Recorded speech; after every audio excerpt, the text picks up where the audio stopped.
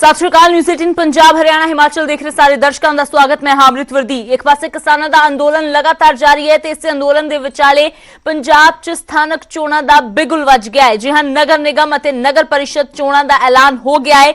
14 फरवरी नूं इन्हां चोणां दे लई वोटिंग होवेगी ते 17 फरवरी नूं नतीजे ऐलान दिते जाणगे। जी हां, चोणां दे ऐलान तो बाद नाल ही सूबे की सियासत भी भख गई है। बीजेपी दे वल्लों टाइमिंग ते सवाल चुके जा रहे ने तां दूजे पासे जो कांग्रेस है, आम आदमी पार्टी है ते अकाली दल है, आपो अपनी जित दा दावा इन्हां पार्टियां दे वल्लों ठोकिया जा रहा है।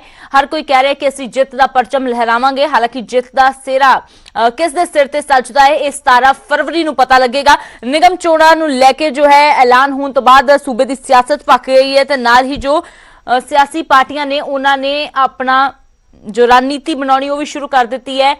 प्रचार प्रसार भी शुरू कर दिता गया है। चोणां दे ऐलान तो बाद निगम चोणां होण जा रही ने। इन्हां निगम चोणां दे लई 14 फरवरी नूं वोटिंग होवेगी ते 17 फरवरी नूं नतीजे ऐलान दिते जाणगे। तां निगम चोणां दी टाइमिंग ते बीजेपी सवाल खड़े कर रही है। बीजेपी कह रही है कि अंदोलन का फायदा चुक के कांग्रेस जो है वो जित हासिल करने की कोशिश कर रही है। तां दूजे पासे आपो अपनी जो जित के दावे सारिया सियासी पार्टियां दे वल्लों कीते जा रहे हैं। तां 2022 का सैमीफाइनल ने ये चोणां जिन्हां स्थानक चोणां कहा जाता है।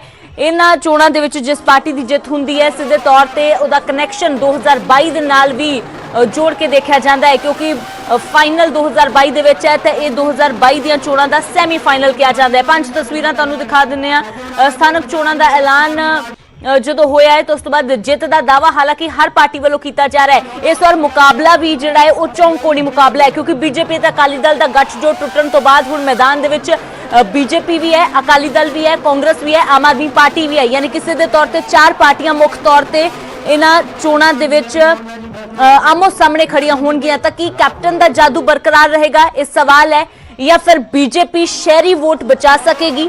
आम आदमी पार्टी नूं संजीवनी मिलेगी। संजीवनी इसलिए क्योंकि जिस तरीके दे नाल आम आदमी पार्टी के हालात, सियासी हालात इस वेले बने हुए ने, यह जित उन्हां दे लई किसी संजीवनी तो घट नहीं है। तो उधर अकाली दल की गल करिए तो अकाली दल दे लई कितनी वड्डी चुनौती है, क्योंकि जाहिर जी गल है बीजेपी दे नालों अकाली दल वख हो गया है। तो उस तो बाद हुण चौंकोनी मुकाबला हो गया है। कांग्रेस है, आम आदमी पार्टी है, अकाली दल है, अकाली दल के सामने बीजेपी भी है। हालांकि मुकाबला 4 ही पार्टियां के लिए काफी सख्त है। जित का दावा हर कोई कर रहा है, पर जितेगी तो कोई एक पार्टी ही। 17 फरवरी को इसका पता लग जाएगा। ਤਾਂ जो ये स्थानक चोणां का ऐलान होने के नाल ही पंजाब की सियासत जो है वह भी पक गई है। सीधा रुख करते हैं नपिंदर बराड़ मेरे सहयोगी लाइव जुड़े ने। तो नपिंदर, स्थानक चोणां का ऐलान हो गया, 2022 का सैमीफाइनल है। जित का दावा बेशक हर कोई कर रहा है, पर कौन जित का सेहरा अपने सिर ते सजावेगा 17 फरवरी को पता लगेगा। मुकाबला इस बार चौंकोनी है। किस तरह की फिलहाल स्थिति नजर आ रही है पंजाब की? देखो बिल्कुल अमृत, इस बारी हालात कुछ बदले हुए ने, तस्वीर कुछ अलग है। इस वारी पंजाब की सियासत नूं तुसीं पहलां दी सियासत नाल नहीं जोड़ के देख सकते, क्योंकि अज पंजाब दे विच अगर पूरी सियासत का धुरा देख लीए तो वो किसानी अंदोलन है। किसानां दा मुद्दा अज पूरी सियासत का धुरा बनया होया। किसी भी पार्टी ने अगर इन्हां चोणां दे विच भी उतरना तो उहनूं भी उस अंदोलन दे नाल जोड़ के देखा जाएगा। हालांकि सीधे तौर पर अगर कहिए तो ये असर, क्योंकि शहरी चोणां ने, अगर शहरी चोणां ने किसान सीधे तौर पर पेंडू इलाके नाल संबंध रखदा, जे ये नतीजे कुछ हेरफेर भी या नतीजे कुछ उल्ट भी लगते हैं तो उन्होंने भी कोई पार्टी आपकी जित के मुताबिक नहीं देख सकती। क्योंकि अगर शहरी वोटां ने बीजेपी हुण तक बीजेपी और अकाली दल का गठजोड़ रहा, बीजेपी और अकाली दल ने पिंडां दे विच आधार रखिया, बीजेपी ने शहरों के आधार रखिया। इस करके दोनों पार्टियां ने गठजोड़ लैके चले। पर अज हालात जिहड़े कुछ होर ने, केंद्र दे विच बीजेपी सरकार है जिहदे खिलाफ किसानी अंदोलन चल रहा। बीजेपी पंजाब दे विच दावा करती है कि असीं जित दर्ज करावांगे, लोग साडे नाल ने। चोणां क्योंकि शहरी ने, बीजेपी का शहरों में आधार रहा, पर क्योंकि किसानी दे नाल पंजाब का चाहे शहरी वर्ग है, चाहे होर वर्ग होवे, चाहे मुलाजम वर्ग है, वो सारे डायरैक्टली जुड़े हुए हैं। और जिहड़ा अज दा अंदोलन है उन्होंने इहदे तो वख करके नहीं देखा जा सकता। तो इस करके अपने अपने दावे बेशक कर रहे, पर चुनौतियां बहुत ज़्यादा ने। बीजेपी के लिए बहुत वड्डी चुनौती है, अकाली दल के लिए उस तो वड्डी चुनौती है, क्योंकि अकाली दल हुण तक बीजेपी के नाल जोड़ के ये चोणां जिहड़ियां हैगा लड़दा रहा ते उहदे विच अपणियां जिहड़ी जित दर्ज कराउंदा रहा। कांग्रेस, क्योंकि कांग्रेस ने अपना वक्रे तौर पर धार रखा सी, पर हुण ਜਿਹੜੀ 4 ਸਾਲ ਦੇ ਕਰੀਬ ਦਾ ਸਰਕਾਰ ਦਾ ਸਮਾਂ ਲੰਘ ਗਿਆ ਉਸ ਦੇ ਦੌਰਾਨ ਕਿੰਨੀਆਂ ਕੁ ਉਮੀਦਾਂ ਸੀ ਜਿਹੜੀਆਂ ਨੇ ਉਹਨਾਂ ਤੇ ਖਰੀ ਉਤਰ ਰਹੀ ਹੈ ਕਾਂਗਰਸ ਪਾਰਟੀ ਜਾਂ ਜਿਹੜੇ ਕੈਪਟਨ ਨੂੰ ਲੈ ਕੇ ਕੈਪਟਨ ਦੀ ਕਾਰਗੁਜ਼ਾਰੀ ਨੂੰ ਲੈ ਕੇ ਸਵਾਲ ਚੁੱਕੇ ਜਾ ਰਹੇ ਨੇ ਤਾਂ ਇਹ ਸਾਰੀਆਂ ਚੀਜ਼ ਆਮ ਆਦਮੀ ਪਾਰਟੀ ਦੇ ਜਿਹੜੇ ਪਿਛਲੇ ਹਾਲਾਤ ਦੇਖ ਲਈਏ ਤਾਂ ਆਮ ਆਦਮੀ ਪਾਰਟੀ ਹਾਲਾਂਕਿ ਦੇਖੋ ਦਾਅਵੇ ਸਾਰੇ ਕਰਦੇ ਨੇ ਪਰ ਇਹਦੇ ਵਿੱਚ ਚੁਣੌਤੀਆਂ ਸਾਰਿਆਂ ਲਈ ਬਰਾਬਰ ਨੇ ਸਿੱਧੇ ਤੌਰ ਤੇ ਕੋਈ ਵੀ ਪਾਰਟੀ ਬੇਸ਼ੱਕ ਦਾਅਵਾ ਤਾਂ ਦੇਖੋ ਦਾਅਵਾ ਤਾਂ ਐਸੀ ਪਾਰਟੀ ਵੀ ਕਰ ਦਿੰਦੀ ਹੈ ਜਿਹਨੇ ਸ਼ਾਇਦ 2 ਸੀਟਾਂ ਜਾਂ 3 ਤੇ ਵੀ ਜਿੱਤਣਾ ਦਰਜ ਕਰਾਉਣੀ ਉਹ ਵੀ ਕਹਿ ਦਿੰਦੇ ਆ ਕਿ ਅਸੀਂ ਸਾਰੀਆਂ ਸੀਟਾਂ ਜਿੱਤ ਲਵਾਂਗੇ ਦਾਅਵਾ ਕਰਨਾ ਸਭ ਦਾ ਹੱਕ ਹੈ ਪਰ ਅੰਦਰੋਂ ਹਰ ਇੱਕ ਨੂੰ ਪਤਾ ਹੈ ਕਿ ਇਸ ਵਾਰ ਚੁਣੌਤੀਆਂ ਬੜੀਆਂ ਅਲੱਗ ਨੇ ਸਭ ਦੇ ਮੂਹਰੇ ਚੁਣੌਤੀਆਂ ਨੇ ਔਰ ਚੌਤਰਫਾ ਮੁਕਾਬਲਾ ਜਿਸ ਤਰ੍ਹਾਂ ਆਮ ਆਦਮੀ ਪਾਰਟੀ ਵੱਖਰੇ ਤੌਰ ਤੇ ਹੋਗੀ ਅਕਾਲੀ ਬੀਜੇਪੀ ਇਹ ਵੱਖਰੇ ਵੱਖਰੇ ਹੋ ਗਏ ਕਾਂਗਰਸ ਵੱਖਰੇ ਤੌਰ ਤੇ ਹੋਗੀ ਤੇ ਇਸ ਵਾਰੀ ਚੌਤਰਫਾ ਮੁਕਾਬਲਾ ਹਾਲਾਂਕਿ ਅਕਾਲੀ ਦਲ ਔਰ ਬੀਜੇਪੀ ਜਿਹੜਾ ਜਦੋਂ ਪਹਿਲਾਂ ਗੱਠਜੋੜ ਦੇ ਵਿੱਚ ਹੋਇਆ ਕਰਦਾ ਸੀ ਉਦੋਂ ਵੀ ਜ਼ਿਲ੍ਹਾ ਪਰਿਸ਼ਦ ਤੇ ਬਲਾਕ ਸੰਮਤੀ ਚੋਣਾਂ ਦੇ ਵਿੱਚ ਵੱਖਰੇ ਤੌਰ ਤੇ ਚੋਣ ਲੜ ਚੁੱਕਿਆ ਪਰ ਉਦੋਂ ਕਿਉਂਕਿ ਆਮ ਆਦਮੀ ਪਾਰਟੀ ਹੋਣ ਦੇ ਵਿੱਚ ਨਹੀਂ ਸੀ ਤਾਂ ਉਦੋਂ ਤਿਕੋਣਾ ਮੁਕਾਬਲਾ ਸੀ ਇਸ ਵਾਰੀ ਚੌਤਰਫਾ ਮੁਕਾਬਲਾ ਆਮ ਆਦਮੀ ਪਾਰਟੀ ਸਾਫ਼ ਕਰ ਚੁੱਕੀ ਹੈ ਕਿ ਅਸੀਂ ਚੋਣ ਮੈਦਾਨ ਦੇ ਵਿੱਚ ਉਤਰਾਂਗੇ ਔਰ ਜਿੱਤਾਂਗੇ ਜਿੱਤ ਦਾਅਵਾ ਸਾਰਿਆਂ ਨੇ ਕੀਤਾ ਪਰ ਸਿਹਰਾ ਕਿਹਦੇ ਸਿਰ ਵੱਜੇਗਾ ਸਮਾਂ ਦੱਸੇਗਾ ਪਰ ਅੱਜ ਹਾਲ ਫਿਲਹਾਲ ਦੀ ਘੜੀ ਕਿਸਾਨੀ ਅੰਦੋਲਨ ਨੂੰ ਇਸ ਕਿਸਾਨੀ ਅੰਦੋਲਨ ਨੂੰ ਜਿਹੜਾ ਇਹਨਾਂ ਚੋਣਾਂ ਤੋਂ ਵੀ ਵੱਖ ਕਰਕੇ ਨਹੀਂ ਦੇਖਿਆ ਜਾ ਸਕਦਾ ਹਾਲਾਂਕਿ ਟਾਈਮ ਹੈ ਜਿਹੜਾ ਬੜਾ ਘੱਟ ਬਚਿਆ ਤਾਂ ਕਿਹੜੀ ਪਾਰਟੀ ਉਦੋਂ ਤੱਕ ਹਾਲਾਤਾਂ ਨੂੰ ਠੀਕ ਕਰਨ ਵਿੱਚ ਕਾਮਯਾਬ ਹੁੰਦੀ ਹੈ ਜਾਂ ਕਿਸ ਤਰ੍ਹਾਂ ਦੀਆਂ ਮੁਸ਼ਕਲਾਂ ਦਾ ਸਾਹਮਣਾ ਕਰਨਾ ਪਏਗਾ ਕਿੰਨਾ ਹਾਲਾਤਾਂ ਦਾ ਸਾਹਮਣਾ ਕਰਨਾ ਪਏਗਾ ਔਰ ਜ਼ਾਹਰ ਤੌਰ ਤੇ ਇਹਦਾ ਕਿਤੇ ਨਾ ਕਿਤੇ ਥੋੜਾ ਬਹੁਤਾ ਅਸਰ ਅਗਰ ਫੁੱਲ ਫਲੈਜ ਨਹੀਂ ਥੋੜਾ ਬਹੁਤਾ ਇੰਪੈਕਟ ਆ ਜਿਹੜਾ ਉਹ ਅੱਗੇ ਜਾ ਕੇ 2022 ਦੀਆਂ ਚੋਣਾਂ ਤੇ ਦੇਖਣ ਨੂੰ ਜ਼ਰੂਰ ਮਿਲਦਾ ਅੰਮ੍ਰਿਤ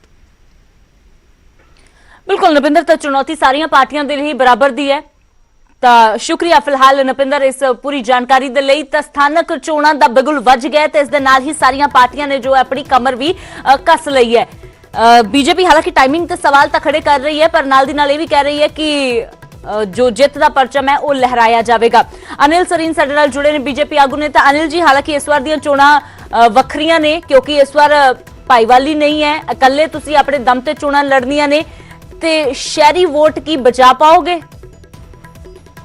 अमित जी भारतीय जनता पार्टी पूरी तरह चुनावों वास्ते तैयार है और सारा ग्राउंड वर्क बूथ स्तर का ਅਸੀਂ ਕੰਪਲੀਟ ਕਰ ਲਿਆ ਹੈ ਔਰ ਅਸੀਂ ਬੜੇ ਅੱਛੇ ਤਰੀਕੇ ਨਾਲ ਚੁਣਾਵ ਵੀ ਲੜਾਂਗੇ ਔਰ ਜਿੱਤਾਂਗੇ ਵੀ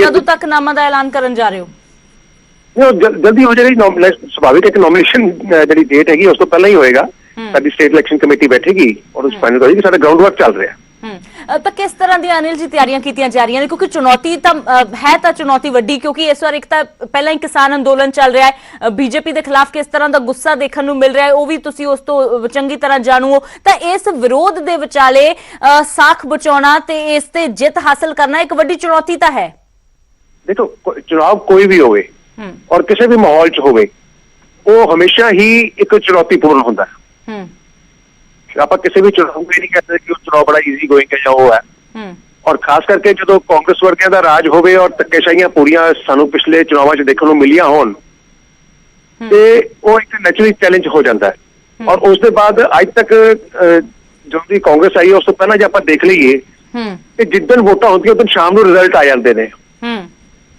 ਲੇਕਿਨ ਪਿਛਲੀ ਵਾਰੀ ਵੀ ਥੋੜਾ ਜਿਹਾ ਹੋਇਆ ਔਰ ਹੁਣ ਫਿਰ ਜਾ ਕੇ 14 ਦੇ ਬਾਅਦ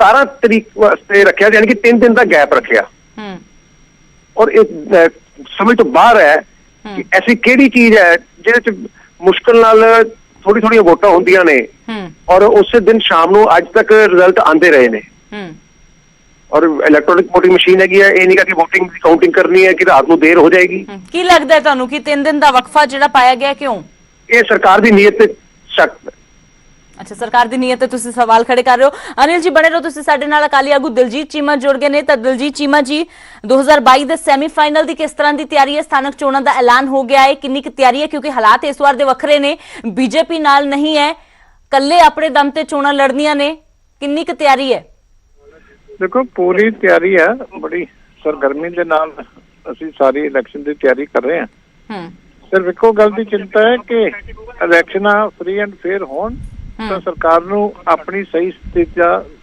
ਅੰਦਾਜ਼ਾ ਜਿਹੜਾ ਉਸੇ ਦਿਨ ਹੀ ਲੱਗ ਜਾਏਗਾ ਪਰ ਇਹ ਹੁਣ ਕਮਿਸ਼ਨ ਦੇ ਉੱਤੇ ਹੈ ਕਿਉਂਕਿ ਅਸੀਂ ਪਰਸੋਂ ਕਮਿਸ਼ਨ ਨੂੰ ਮਿਲ ਕੇ 2 ਘੰਟੇ ਦੀ ਮੀਟਿੰਗ ਕੀਤੀ ਹੈ ਜੀ ਔਰ ਸਾਰਾ ਜਿਹੜਾ ਪੁਰਾਣਾ ਤਜਰਬਾ ਕੌੜਾ ਸਾਡਾ ਉਹਨਾਂ ਦੇ ਨਾਲ ਸਾਂਝਾ ਕੀਤਾ ਕਿ ਕਿਸ ਤਰੀਕੇ ਬੂਥ ਕੈਪਚਰਿੰਗ ਹੋਈ ਸੀ ਕਿਸ ਤਰੀਕੇ ਲਾਲੈਸਨੈਸ ਸੀ, ਕਿਸ ਤਰੀਕੇ ਲੋਕਾਂ ਦੇ ਨੋਮੀਨੇਸ਼ਨ ਫਾਈਲ ਕਰਨ ਤੋਂ ਰੋਕਿਆ ਗਿਆ ਸੀ, ਨੋਟਿਸ ਨਹੀਂ ਦਿੱਤੇ ਗਏ ਸੀ, ਕਿ ਇਹ ਸਾਰੀਆਂ ਚੀਜ਼ਾਂ ਸਾਰੇ ਲੂਪ ਹੋਲ ਪਲੱਗ ਕਰੋ।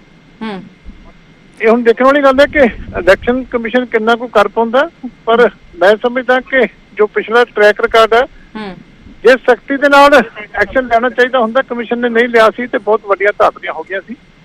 ਇਸ ਕਰਕੇ ਹੁਣ ਵੀ ਅਸੀਂ ਆਪਣੀ ਚਿੰਤਾ ਜ਼ਾਹਰ ਕਰਕੇ ਆਏ ਹਾਂ ਕਿ ਸਾਰੇ ਥਾਵਾਂ ਤੇ 100% ਦਲਜੀਤ ਚੀਮਾ ਜੀ, ਹਾਲਾਂਕਿ ਪਿੰਡਾਂ ਦੇ ਵਿੱਚ ਤੁਹਾਡਾ ਜ਼ਿਆਦਾ ਆਧਾਰ ਹੈ, ਅਕਾਲੀ ਦਲ ਦੀ ਪਿੰਡਾਂ ਦੇ ਵਿੱਚ ਜ਼ਿਆਦਾ ਕਹਿੰਦੇ ਨੇ, ਇਹ ਵੀ ਕਹਿੰਦੇ ਨੇ ਕਿ ਬਣਦੀ ਜ਼ਿਆਦਾ, ਤੁਹਾਡਾ ਆਧਾਰ ਵੀ ਜ਼ਿਆਦਾ ਪਿੰਡਾਂ ਦੇ ਵਿੱਚ ਰਿਹਾ ਹੈ। ਬੀਜੇਪੀ ਦਾ ਸ਼ਹਿਰਾਂ ਦੇ ਵਿੱਚ ਹੁੰਦਾ ਸੀ, ਇਸੇ ਕਰਕੇ ਤੁਹਾਡਾ ਜਿਹੜਾ ਇਕੱਠਾ ਗੱਠਜੋੜ ਹੁੰਦਾ ਸੀ, ਪਰ ਹੁਣ ਵੱਖ-ਵੱਖ ਹੋ ਗਏ ਹੋ। ਇੱਕ ਪਾਸੇ ਕਿਸਾਨ ਅੰਦੋਲਨ ਵੀ ਚੱਲ ਰਿਹਾ ਹੈ, ਤਾਂ ਕੀ ਲੱਗਦਾ ਹੈ ਕਿ ਕੋਈ ਨਵੀਂ ਸਟ੍ਰੈਟਜੀ ਇਸ ਵਾਰ ਅਪਣਾਉਣ ਦੀ ਲੋੜ ਹੈ? ਜਾ ਕੇ ਡੋਰ ਟੂ ਡੋਰ ਮਿਹਨਤ ਹੀ ਕਰਨੀ ਪੈਂਦੀ ਹੈ। ਛੋਟੀਆਂ ਇਲੈਕਸ਼ਨਾਂ 'ਚ, ਕਾਰਪੋਰੇਸ਼ਨ ਦੀਆਂ ਇਲੈਕਸ਼ਨਾਂ 'ਚ, ਮਿਊਨਿਸਪਲ ਕਮੇਟੀਆਂ 'ਚ ਮਿਹਨਤ ਤੇ ਹੀ ਡਿਪੈਂਡ ਕਰਦਾ। ਸ਼ਹਿਰਾਂ ਦੀ ਡਿਵੈਲਪਮੈਂਟ ਸਾਡੇ ਟਾਈਮ ਦੇ ਉੱਤੇ ਬਹੁਤ ਅੱਛੀ ਹੋਈ ਹੈ, ਲੇਕਿਨ ਅੱਜ ਲੋਕੀ ਪਛਤਾ ਰਹੇ ਆ ਕਿ ਕਿੰਨਾ ਵੱਡਾ ਅਸੀਂ ਨੁਕਸਾਨ ਜਿਹੜਾ ਉਸ ਵੇਲੇ ਗਵਰਨਮੈਂਟ ਚੇਂਜ ਕਰਕੇ ਕਰ ਲਿਆ।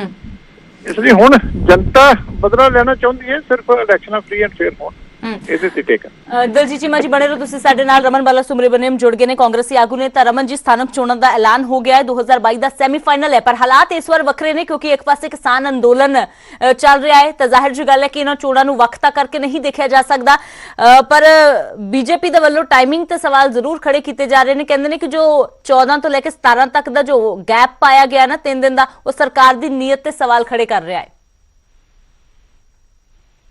ਮੈਡਮ ਬਿਲਕੁਲ ਕਲੀਅਰ ਹੈ ਕਿ ਜਿਹੜਾ ਸਟੇਟ ਇਲੈਕਸ਼ਨ ਕਮਿਸ਼ਨ ਨੇ ਇਲੈਕਸ਼ਨ ਕਰਾਣੇ ਹੁੰਦੇ ਆ, ਬਟ ਤਾਂ ਵੀ ਓਵਰਆਲ ਜਿਹੜੀ ਐਡਮਿਨਿਸਟ੍ਰੇਟਿਵ ਜਿਹੜਾ ਕੰਟਰੋਲ ਹੁੰਦਾ ਵਾ ਉਹ ਇਲੈਕਸ਼ਨ ਕਮਿਸ਼ਨ ਆਫ ਇੰਡੀਆ ਕੋਲੇ ਹੁੰਦਾ ਵਾ।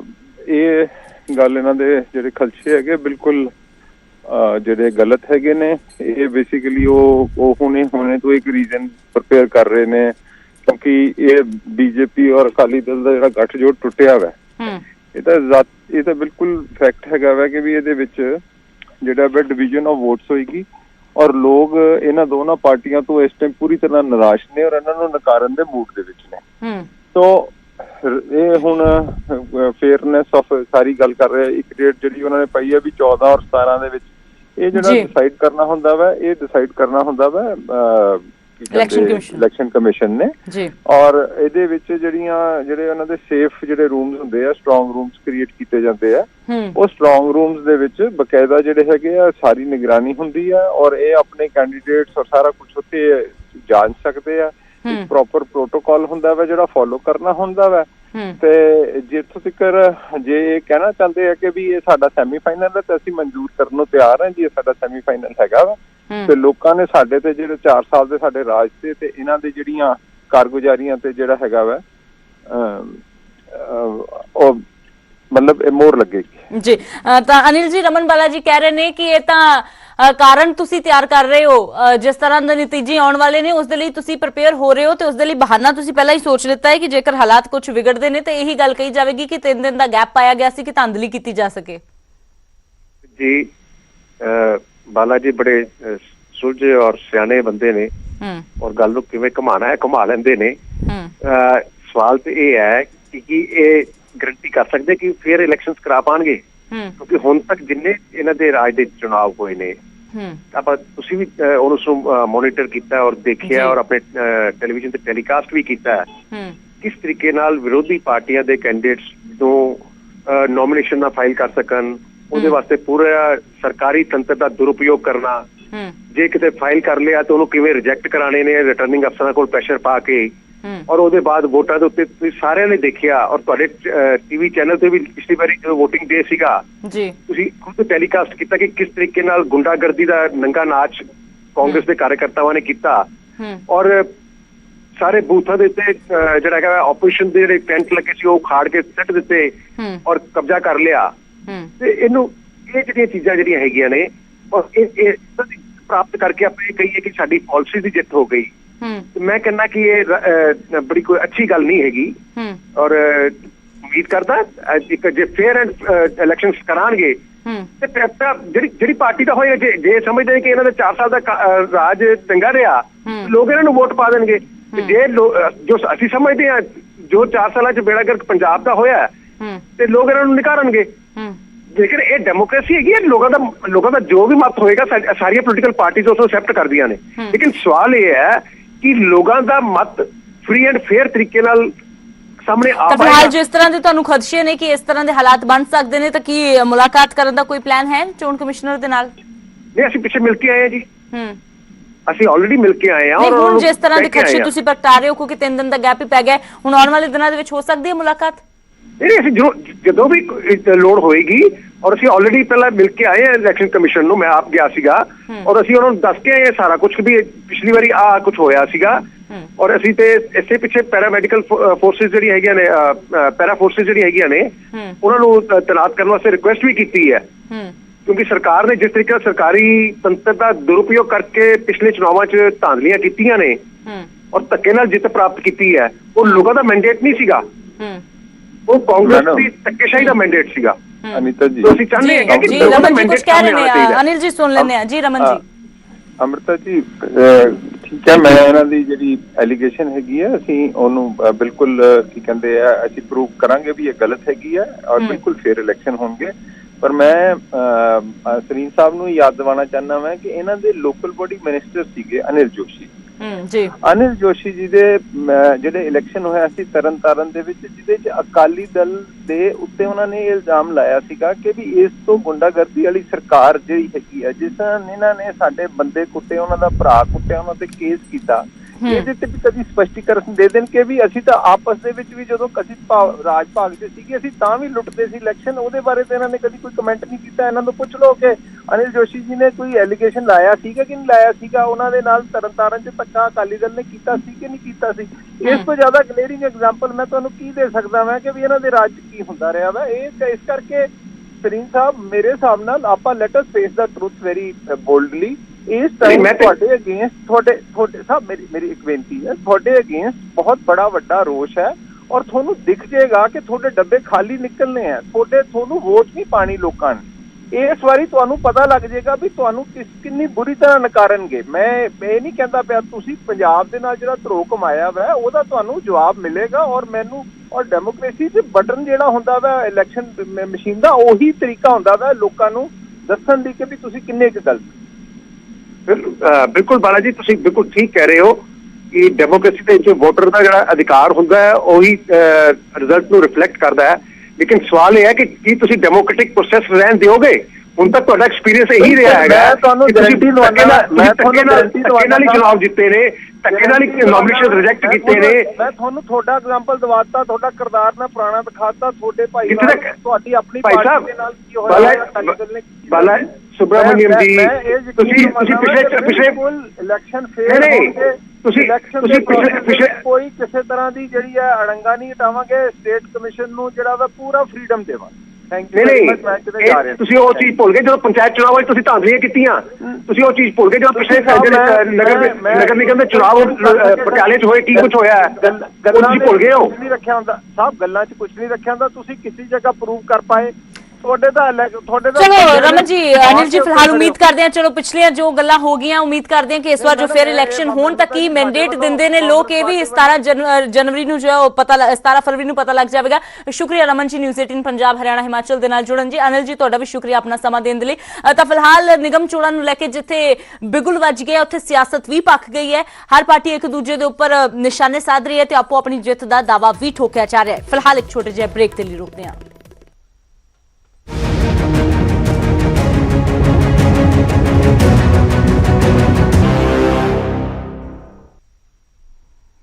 ਬ੍ਰੇਕ ਤੋਂ ਬਾਅਦ ਇੱਕ ਵਾਰ ਫਿਰ ਤੁਹਾਡਾ ਸਵਾਗਤ ਹੈ। ਸਥਾਨਕ ਚੋਣਾਂ ਦਾ ਜਿਵੇਂ ਹੀ ਬਿਗੁਲ ਵੱਜਿਆ ਉਵੇਂ ਹੀ ਪੰਜਾਬ ਦੀ ਸਿਆਸਤ ਪੱਕ ਗਈ ਹੈ। ਵਿਰੋਧੀ ਪਾਰਟੀਆਂ ਇੱਕ ਦੂਜੇ ਤੇ ਨਿਸ਼ਾਨੇ ਸਾਧ ਰਹੀਆਂ ਨੇ ਤੇ ਨਾਲ ਹੀ ਨਾਲ ਆਪੋ ਆਪਣੀ ਜਿੱਤ ਦਾ ਦਾਅਵਾ ਠੋਕਿਆ ਜਾ ਰਿਹਾ ਹੈ। ਮੁਕਾਬਲਾ ਇਸ ਵਾਰ ਚੌਂਕ ਹੋਣੀ ਹੈ। ਅਕਾਲੀ ਦਲ, ਆਮ ਆਦਮੀ ਪਾਰਟੀ, ਕਾਂਗਰਸ ਤੇ ਬੀਜੇਪੀ ਮੈਦਾਨ ਦੇ ਵਿੱਚ ਨੇ। ਹਾਲਾਂਕਿ ਕੌਣ ਮੈਦਾਨ ਫਤਿਹ ਕਰਦਾ ਹੈ 17 ਫਰਵਰੀ ਨੂੰ ਹੀ ਇਸ ਦਾ ਪਤਾ ਲੱਗੇਗਾ। ਵੱਖ-ਵੱਖ ਸਿਆਸਤਦਾਨਾਂ ਦਾ ਕੀ ਕਹਿਣਾ ਹੈ, ਆਓ ਸੁਣ ਦਿੰਦੇ ਹਾਂ। ਇਲੈਕਸ਼ਨ ਕਮਿਸ਼ਨ ਨੇ ਪੰਜਾਬ ਨਗਰ ਨਿਗਮਾਂ ਦੀ ਚੋਣਾਂ ਦਾ ਐਲਾਨ ਕਰ ਦਿੱਤਾ ਹੈ। 14 ਤਰੀਕ ਨੂੰ ਇਲੈਕਸ਼ਨ ਹੋਏਗੀ। 17 ਤਰੀਕ ਵਾਲੇ ਦਿਨ ਇਹਦੇ ਰਿਜ਼ਲਟ ਆਉਣਗੇ। ਕਾਂਗਰਸ ਪਾਰਟੀ ਨੇ ਫੈਸਲਾ ਕੀਤਾ ਹੈ ਕਿ ਇੱਕ ਹਫ਼ਤੇ ਦੇ ਵਿੱਚ ਸਾਰੇ ਉਮੀਦਵਾਰਾਂ ਦਾ ਕਾਂਗਰਸ ਪਾਰਟੀ ਐਲਾਨ ਕਰੇਗੀ ਔਰ ਜਿੰਨੀਆਂ ਵੀ ਚੋਣਾਂ ਹੈਗੀਆਂ, ਚਾਹੇ ਉਹ ਨਗਰ ਨਿਗਮਾਂ ਦੀਆਂ, ਮੁਨਸਿਪਲ ਕਮੇਟੀਆਂ ਦੀਆਂ, ਨਗਰ ਪੰਚਾਇਤਾਂ ਦੀਆਂ, ਇਹ ਸਾਰੀਆਂ ਚੋਣਾਂ ਕਾਂਗਰਸ ਪਾਰਟੀ ਆਪਣੇ ਸਿੰਬਲ ਹੱਥ ਦੇ ਨਿਸ਼ਾਨ ਦੇ ਉੱਪਰ ਇਹ ਜਿਹੜੀਆਂ ਉਹ ਇਲੈਕਸ਼ਨਾਂ ਲੜੇਗੀ। ਕਿ ਚੋਣਾਂ ਕਰਾਉਣੀਆਂ ਚਾਹੀਦੀਆਂ, ਔਰ ਚੋਣਾਂ ਤਾਂ ਇਹ ਜੇ ਫਰਵਰੀ 'ਚ ਕਰਾ ਦੇਣੀਆਂ ਚਾਹੀਦੀਆਂ ਸੀ, ਪਰ ਨਹੀਂ ਕਰਵਾਈਆਂ ਪਿਛਲੇ ਸਾਲ। ਕਿਉਂ? ਕੋਈ ਪ੍ਰੋਬਲਮ ਨਹੀਂ ਸੀ, ਪਰ ਅੱਜ ਜਦੋਂ ਪੰਜਾਬ ਦਾ ਮਾਹੌਲ ਇਹਨਾਂ ਨੇ ਖਰਾਬ ਕਰ ਲਿਆ ਤੇ ਹੁਣ ਇਹਨਾਂ ਨੇ ਚੋਣਾਂ ਦੀ ਗੱਲ ਕਰਨ ਲੱਗ ਪਏ। ਭਾਵ ਇਹ ਇਸ ਕਿਸਾਨਾਂ ਦੇ ਇਹ ਜਿਹੜੀ ਇਸ ਅੰਦੋਲਨ ਦੀ ਆੜ ਦੇ ਵਿੱਚ ਬੀਜੇਪੀ ਅੱਗੇ ਨਾ ਆ ਜਾਵੇ, ਇਹਦੇ ਲਈ ਇਹ ਚੋਣਾਵਾਂ ਜਿਹੜੀਆਂ ਕਰਾਉਣ ਦੀ ਕੋਸ਼ਿਸ਼ ਕੀਤੀ ਆ। ਹਕੀਕਤ 'ਚ ਸਾਰਿਆਂ ਨੂੰ ਡਰ ਬੀਜੇਪੀ ਤੋਂ ਹੀ ਹੈ। ਨਗਰ ਕੌਂਸਲਾਂ ਦੀਆਂ ਵੋਟਾਂ ਦਾ ਜਿਹੜਾ ਹੈਗਾ ਐਲਾਨ ਹੋਇਆਗਾ, ਔਰ ਉਹਦੇ ਵਿੱਚ ਵੋਟਾਂ ਪੈਣ ਦੀ ਤਰੀਕ ਜਿਹੜੀ ਆ ਉਹ 14 ਫਰਵਰੀ ਜਿਹੜੀ ਆ ਨਿਸ਼ਚਿਤ ਕੀਤੀ ਗਈ ਆ, ਔਰ ਦੂਜੇ ਪਾਸੇ ਜਿਹੜਾ ਰਿਜ਼ਲਟ ਰੱਖਿਆ ਗਿਆ, ਰਿਜ਼ਲਟ ਜਿਹੜਾ ਹੈਗਾ ਉਹ 17 ਤਰੀਕ ਨੂੰ ਆਊਗਾ। ਇਹ 3 ਦਿਨ ਦਾ ਵੱਖ-ਵੱਖ ਕਿਉਂ ਰੱਖਿਆ ਗਿਆ? ਇਹ ਬਹੁਤ ਵੱਡੇ ਸਵਾਲ ਜਿਹੜੇ ਹੈਗੇ ਨੇਗੇ, ਬਹੁਤ ਵੱਡਾ ਸਵਾਲੀਆ ਚਿੰਨ੍ਹ ਜਿਹੜਾ ਹੈਗਾ ਪੰਜਾਬ ਸਰਕਾਰ ਦੇ ਖਿਲਾਫ ਖੜਾ ਕਰਦੇ ਨੇਗੇ। 3 ਦਿਨਾਂ ਦੀ ਕਿਉਂ ਰੱਖੀ ਗਈ ਆ? ਜਦ ਕਿ ਜਿਹੜੀਆਂ ਵੋਟਾਂ ਹੁੰਦੀਆਂ ਨੇਗੀਆਂ, ਚਾਹੇ ਉਹ ਨਗਰ ਕੌਂਸਲ ਆ ਜਾਂ ਨਗਰ ਨਿਗਮ ਆ, ਵੱਧ ਤੋਂ ਵੱਧ 2500 3000 ਵੋਟ ਹੁੰਦੀ ਹੈ, ਜਿਹੜੀ ਕਿ ਮੈਂ ਸਮਝਦਾ ਘੰਟੇ 1.5 ਘੰਟੇ 'ਚ ਗਿਣੀ ਜਾ ਸਕਦੀ ਆ। ਸੋ ਐਡਾ ਵਕਫਾ ਰੱਖ ਕੇ ਕਿਤੇ ਨਾ ਕਿਤੇ ਇਸ ਗੱਲ ਦਾ ਸੰਕੇਤ ਜਿਹੜਾ ਹੈਗਾ ਸਰਕਾਰ ਨੇ ਦਿੱਤਾ ਗਾ ਕਿ ਸਰਕਾਰ ਜਿਹੜੀ ਆ ਇਹ ਇਲੈਕਸ਼ਨ ਲੁੱਟਣੀ ਚਾਹੁੰਦੀ ਆ।